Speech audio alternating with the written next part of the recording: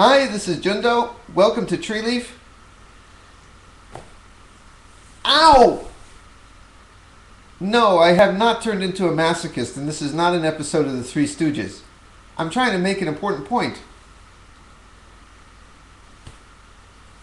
Ow! My point is that a lot of what goes on, up here is like ourself hitting ourself with a hammer. Ow! It's so good when we stop. Ba-dum-bum. By the way, don't try this at home unless you're a trained stunt professional like me. Ow! All day long, our mind is filled with thoughts of this and that.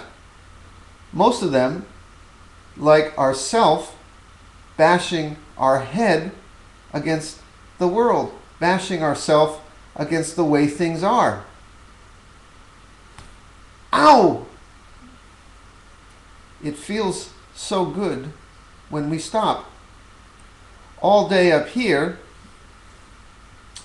our mind is filled with thoughts of the future. Oh, what if that pimple on my butt turns into cancer? Ow! We're filled with regrets for the past. What happened in my childhood 30 years ago? Ow! We're filled with what ifs. What if I lose my job and the bank forecloses on the house and we're all thrown into the street? Ow! We're filled with judgments of how the world is. If only things were some other way, then my life would be complete. Ow! I think you're getting the point.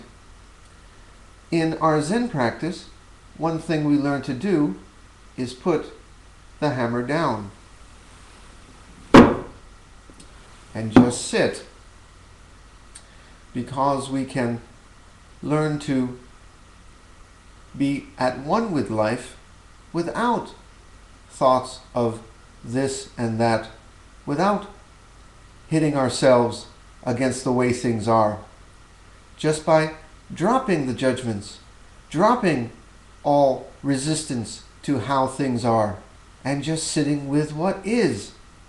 And then a funny thing happens.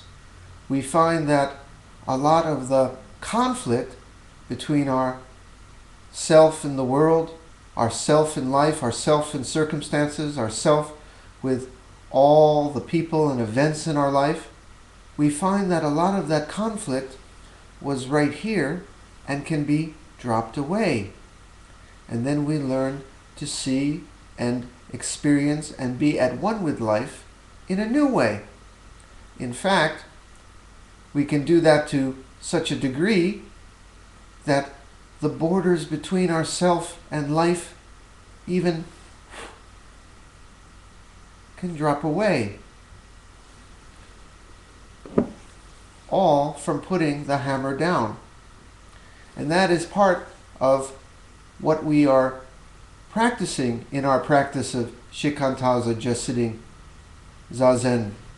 We just sit, dropping the thoughts of the future, dropping the thoughts of the past, dropping the what ifs, the what onlys, the if onlys, dropping thoughts of things we're attracted to, things we run from, dropping our likes and dislikes, dropping the worries, dropping the fears, dropping the judgments about even how our zazen is going.